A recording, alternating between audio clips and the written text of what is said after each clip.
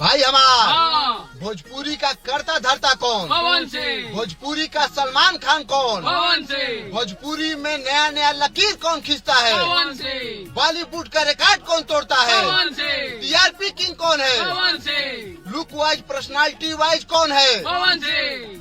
Body fitness विजेता कौन है? पवन सिंह। जिसको भी सोशल मीडिया पे वायरल होना है, ट्रेंडिंग होना है, वो किसका नाम लेता है? पवन सिंह। न्यूज वालों का भी टीआरपी किसके नाम से आता है? पवन सिंह। भैया हो तनी पवन भैया के दुगो डायलॉग हो जाए। झमकावला से होई हाँ। पावर ए जैसे शुरू होला ए जैसे खत्म।